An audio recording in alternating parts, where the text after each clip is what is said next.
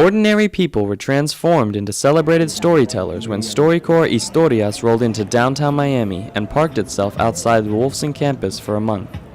The idea is part of StoryCorps, an oral history project traveling around the country, recording life experiences. Created by Peabody Award winner Dave Issei, the prize-winning broadcast can be heard on NPR's Morning Edition.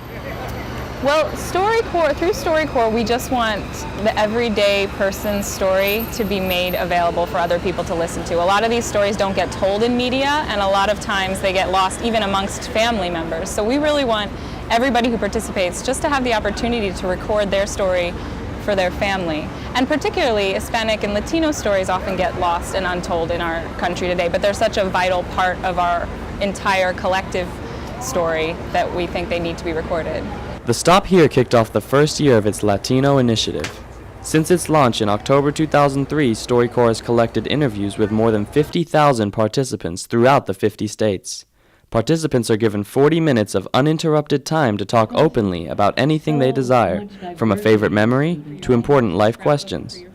Wolfson Campus President Mercedes Quiroga and Manny, her husband, were the first to make history in South Florida when they entered the mobile booth on a very special day.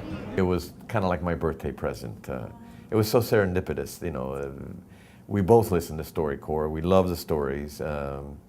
They came to Miami. They're at her campus, and it's my birthday. You know, it was great. It's perfect. Well, it was very exciting. The booth itself is an Airstream trailer, which has been retrofitted and set up as a soundproof booth.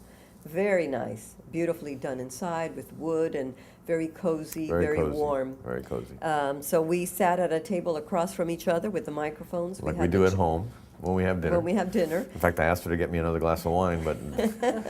We had the two ladies there that were part of the whole technical aspect and recording, and they were part of the interview, actually, because they even asked questions as additional follow-up. And we just sat and had a conversation. It was very, very comfortable. You know, at first you were a little nervous, typically, because you don't really know, but the time flew by. We had 40 minutes, and it was very comfortable, very spontaneous.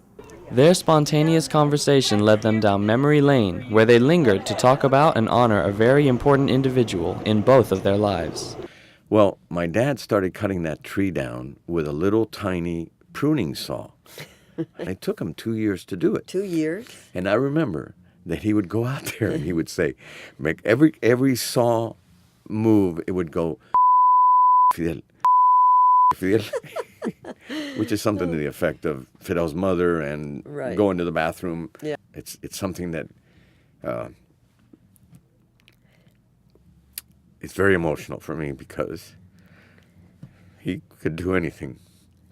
Once participants are done with their interviews, they will walk away with a CD just like this. Nursing majors and Wolfson campus students Janelle Gilmore and Erica Perry had a chance to record their stories to eventually have them stored within the halls of Congress. The students tell me at first they weren't too sure what to talk about, but once they started, the time just flew. Just to, I guess, reminisce about all our experiences that we went through in the past 2 semesters. And we went through a lot. Like, it's like when you start talking, you start remembering stories. Like, we'll jump from one story, then we'll jump into another one, like, oh yeah, what about that? Oh, remember that? So it was fun, and it made us remember a lot of stuff. The mobile will continue to roll through the United States and even Puerto Rico. Their goal is to collect 1,000 Latino stories. Just think, a fraction of that are from right here, the community of Wolfson campus. From Miami-Dade College in Focus, I'm Sam DeFries.